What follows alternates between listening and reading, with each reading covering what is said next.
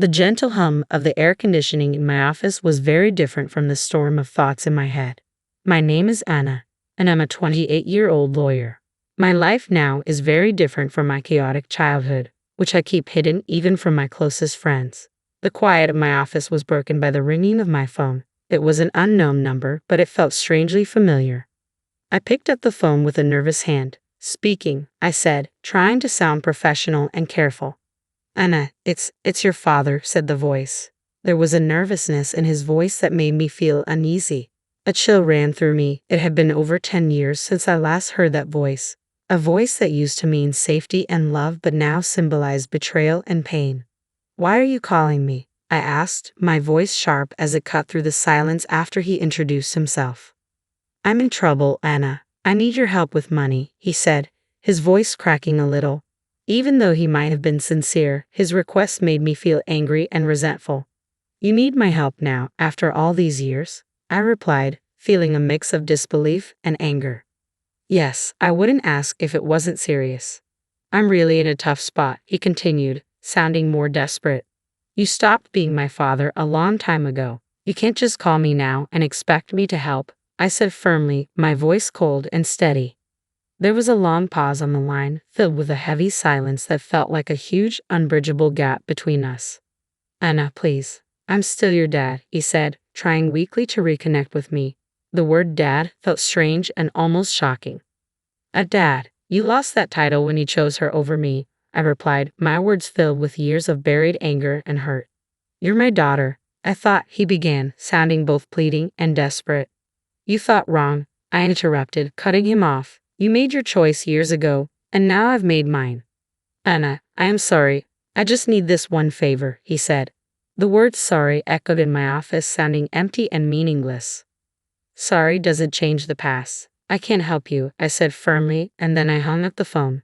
Before I turned 10, my childhood was full of love and laughter. My parents and I lived happily in our small rented house. My mom was a joyful and kind person, and she filled our days with warmth and our nights with stories and dreams. My dad used to be playful and caring, spending evenings playing games with me or teaching me about the world.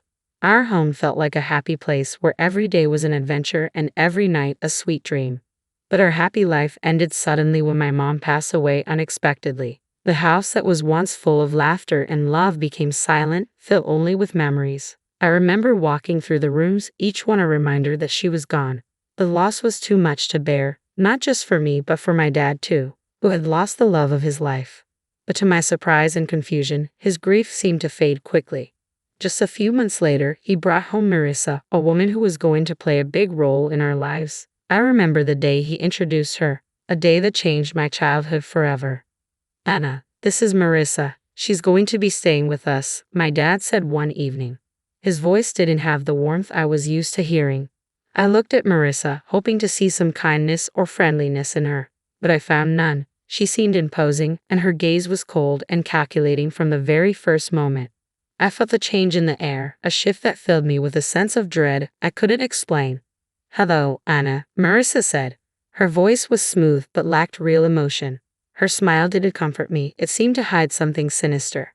In the days that followed, the house felt different, as if the walls themselves were shrinking away from her presence. The happy memories of the past seemed to fade, replaced by a lingering unease that settled everywhere. I kept looking at Marissa, trying to find something nice or kind about her, but her every look and gesture seemed filled with an unspoken hostility. It became clear that she wasn't here to fill the void my mother had left but to create a new story where I didn't belong.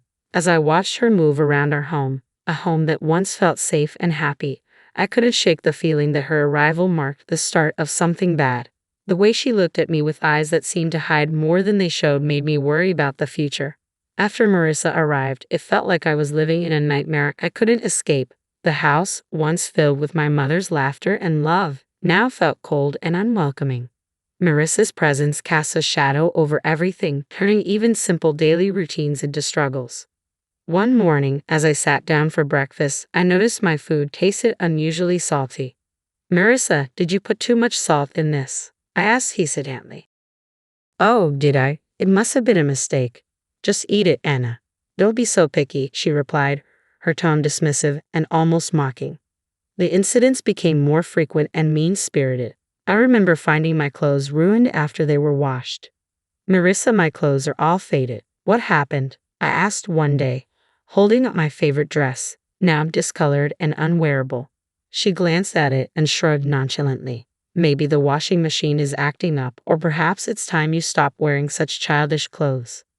I felt a surge of frustration but knew arguing would only make things worse. Feeling helpless, I turned to my dad, hoping he would see through her act. Dad, Marissa is ruining my things. She's always mean to me, I said one evening, my voice trembling with anger and sadness. But my dad's reaction was not what I had hoped for. Anna, you're just imagining things. Marissa is trying her best to fit into our family. Stop causing trouble, my dad said firmly, and his words hurt deeply. Every day felt like a struggle, dealing with Marissa's hostility and my dad's indifference. The home that used to be a safe haven now felt like a prison. I began spending more time in my room, trying to escape the constant tension. Living in that unhappy house made me feel alone and misunderstood. The safety and happiness that once filled our home were replaced by fear and anxiety. I missed the past when my mom's smile could brighten up the whole room, so different from the darkness that now filled every corner. Living with Marissa became a daily challenge of avoiding her and putting up with her cruelty. Her hostility towards me started with small things like pinching my arm or twisting my stomach, always in places I could hide under my clothes. The pain was sharp and a constant reminder of how helpless I felt. I started coming up with ways to avoid her, always being careful about where she was in the house. I would take long routes to my room or wait until she was busy before I moved around. Even with these efforts, there were times when she caught me off guard, and those moments always ended in pain. One day, while I was quietly reading in the living room, Marissa walked in and, for no reason, pinched my arm hard, her nails digging into my skin. I winced in pain but kept myself from crying out. She looked at me with a cold, smug smile before walking away. During one of Grandma's rare visits, she noticed how I was moving cautiously and flinching whenever Marissa's voice echoed through the house.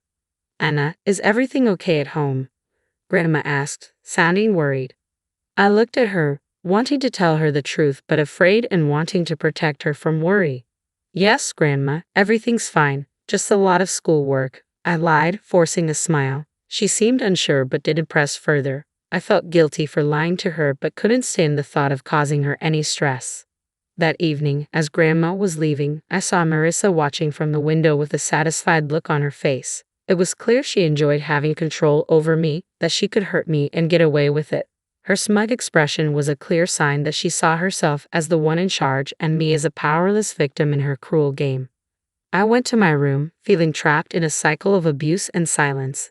The physical pain from Marissa's pinches and twists was tough, but the emotional pain was even worse. School was my escape, a place where I could briefly forget the misery at home. But even at school, the shadows of my home life began to follow me. Mrs. Thompson, my kind-hearted teacher who always encouraged us, noticed something was wrong. One day, as I handed in my homework, she gently took my wrist and saw the bruises on my arm. Anna, what happened here? These look like bruises, she said, sounding worried. I quickly pulled my arm back, covering the bruises with my sleeve. It's nothing, Mrs. Thompson. I fell while playing, I lied, not meeting her eyes. Mrs. Thompson didn't seem convinced. Anna, if something is wrong or if someone is hurting you, you can tell me. It's important to speak up, she said, looking at me with concern. I wanted to tell Mrs. Thompson everything about Marissa and how I lived in fear, but I couldn't find the words. Instead, I forced a smile and said, Really, Mrs. Thompson, I'm fine. It was just a silly accident. She looked at me thoughtfully, then nodded slowly. Okay, Anna, but remember, my door is always open. You're not alone, she said with a reassuring smile. I nodded, feeling a lump in my throat. Her kindness made it even harder to keep up the pretense that everything was okay. As I walked home, Mrs. Thompson's words echoed in my mind. I felt grateful for her concern but also deeply lonely, carrying my burdens alone. The idea of telling the truth about my home life was frightening. I worried about what Marissa might do if she found out I had talked to someone. That night at dinner, I was quiet, lost in thoughts about Mrs. Thompson's offer to help. Marissa noticed my silence. Why so quiet tonight, Anna? Cat got your tongue? She asked, her tone mocking. I just shook my head and kept eating, trying to make myself as small and invisible as possible. After dinner, lying in bed, I felt overwhelmed by my situation. Mrs. Thompson's concern showed me that people cared, but I was still too afraid to speak up. I was stuck between wanting to tell someone and fearing what Marissa might do if she found out. The day Mrs. Thompson decided to involve my father was filled with anxiety for me. I sat nervously in the principal's office, worried about how my father would react. When he finally arrived, he looked stern and embarrassed. "What's going on, Anna? Why did the school call me here?" he asked sharply as he walked in. I looked at Mrs. Thompson, hoping for support. Trying to steady my voice, I said, "Dad, Mrs. Thompson saw. She saw the bruises, feeling his intense gaze on me. Before I could explain more, he interrupted, his anger clear. "Bruises? What are you talking about? Are you making up stories again?" Mrs. Thompson spoke up, her voice calm but firm. "Mr. Smith, I'm worried about Anna. The bruises on her arm don't seem accidental. We need to look into this." My father's face grew red with anger. "She's perfectly safe at home. Anna, are you spreading lies about our family?" he asked, clearly disappointed in me. The tears I had been holding back started to fall. "It's not lies, Dad. Marissa, she's been hurting me."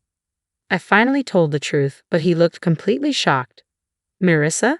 That's absurd. She's been nothing but kind to you. I won't let you accuse her like this," my father said. "But Dad, it's the truth," I cried, trying to make him believe me.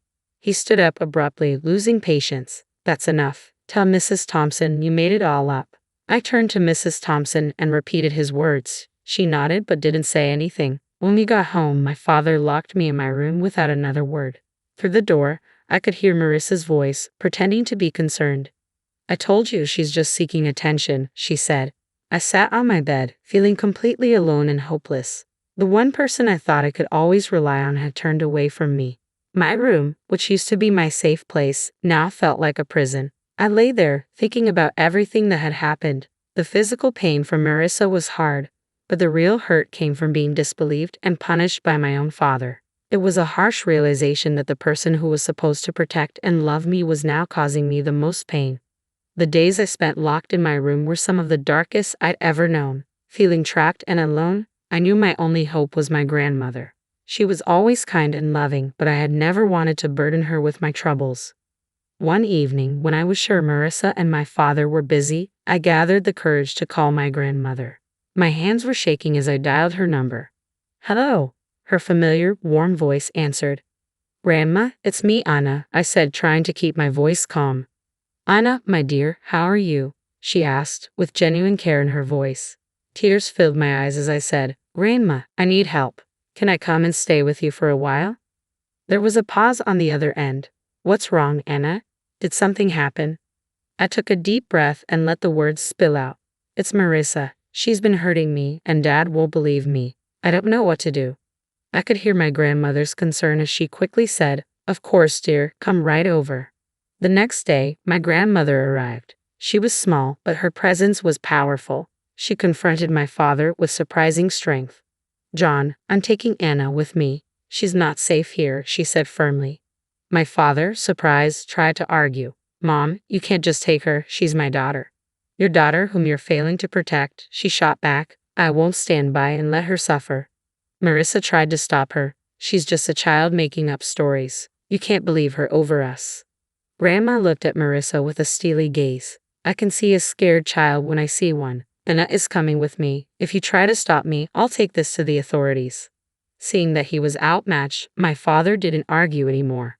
As I packed my things, I noticed Marissa's defiant look change to one of defeat. Leaving the house with my grandmother, I felt a huge weight lift off my shoulders. For the first time in months, I felt safe. The car ride to Grandma's was quiet, but her presence was comforting. When we arrived, she turned to me and said, "You're safe now, Anna. You don't have to worry anymore." In Grandma's house, I found the love and security that had been missing from my life. It was a place where I could heal and regain my strength. The difference between her warm home and my father's cold house was huge. For the first time in a long while, I felt like I could finally breathe, free from the fear and anxiety that had taken over my life. Years had passed since I left my father's house to live with my grandmother. Her home had been a safe haven full of love and healing. But time brought change, and my beloved grandmother passed away, leaving the huge emptiness. At her funeral, my father and Marissa showed up. Their faces showed fake sadness and hidden excitement. They seemed more interested in what they might get from her passing than truly mourning her loss. After the funeral, when we gathered at Grandma's house, Marissa quickly made her move. "Well, Anna, I guess you'll need to find a new place to live now. This house and everything in it belongs to your father now," she said, her voice barely hiding her pleasure. My father nodded, looking around as if planning what to do with the house. I couldn't help but smile, which seemed to confuse them. "Actually, you're wrong," I said confidently, surprising them with my tone.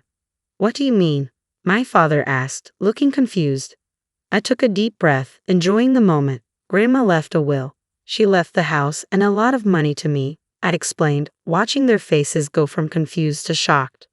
"But you're just a child. I'm your father. I should be in charge of your inheritance," my father stammered, clearly feeling entitled. Marissa added, her voice sharp, "Yes, until you're of age, your father will manage your property." Their reactions were almost funny. "You didn't even bother to wish me a happy birthday. I turned 18 a month ago. I'm legally an adult now. I make my own decisions," I said firmly, enjoying the look of realization on their faces. My father's expression changed from shock to anger and then to a desperate plea. "Anna, you can't do this. We're your family," he said, trying to convince me. I looked at them, old memories flooding back. "You stopped being my family a long time ago," I said calmly.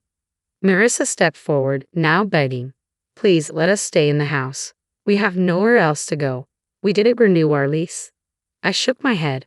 "This is my house now. You'll have to find somewhere else to live." As they left, I felt years of pain and neglect lift from my shoulders. I stood in the house that was now mine, a house full of my grandmother's love, and felt a sense of closure. The past still echoed in the house, but the future was mine to shape. I sat there with my phone in hand, feeling a mix of emotions, anger, betrayal, and a sense of injustice. But through it all, there was also a feeling of strength, a reminder of the resilience that had helped me through the toughest times.